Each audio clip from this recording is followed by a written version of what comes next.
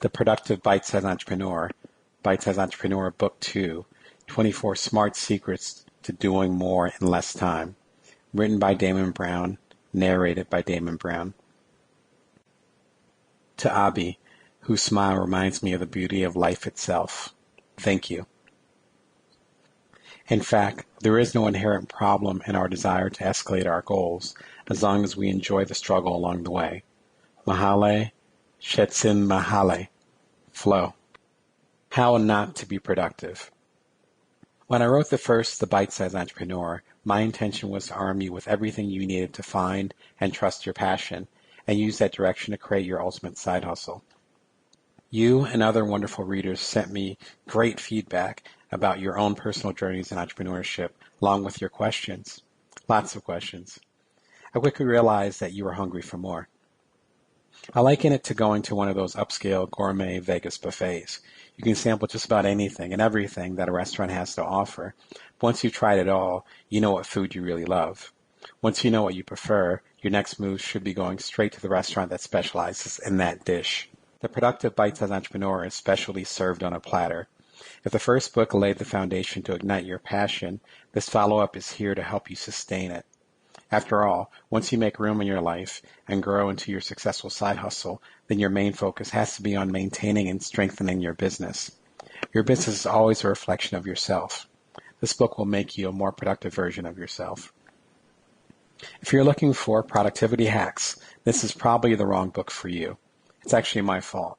Not just because I wrote this book you have in your hands, but because I have an aversion to the popular word hack. Part of it is my background, as, in journalism, a hack is someone who is a lazy writer. Part of it is the second life of my career, as a tech entrepreneur, where a hack is a quick, smart shortcut to a problem. Here's the issue. There is no shortcut to productivity. There is no hack. In being around extremely productive people and observing my own most productive periods, I found that strong productivity is less about banal, universal shortcuts and more about preparing your mindset. In culinary culture, preparers do a mise en place, an organization of their tools, their raw foods, and other items just in the right place so that when order after order comes in the heat of the night, they don't need to think about what's next. Smart productivity is the same way. It is instinctive from preparation and habit. I learned this firsthand, as my most productive time wasn't 15 years of working 60 hours a week as a freelance journalist and author, but the 3 years of working 15 hours a week as a journalist, author, entrepreneur, and speaker after my 2 sons were born. As I said in The Bite-Sized Entrepreneur, I found myself learning Apple's iPhone programming language with one hand while rocking my newborn in the other spare arm.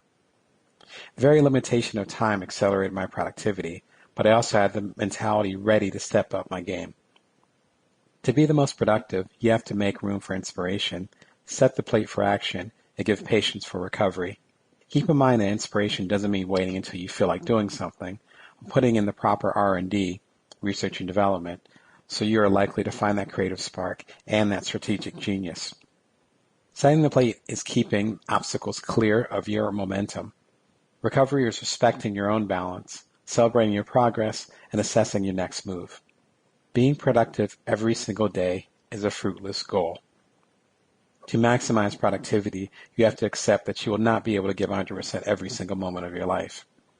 Constantly working means that you aren't taking the time to integrate lessons learned during action, just as much as staying idle means you aren't testing theories in your head. Productivity is a cycle, not a sprint. I call the productivity process pursuing, doing, and renewing. It is an infinite iterative flow where we research our interests, implement our theories, and assess our growth. It's not like Eric Ries's landmark lean startup model in which you ship the minimal viable product, or MVP, to get feedback from others as much as possible. In the case of productivity, we're getting feedback from ourselves. The Productive Bite-Sized Entrepreneur is broken down into 3 sections loosely based on the process: pursuing, doing, and renewing.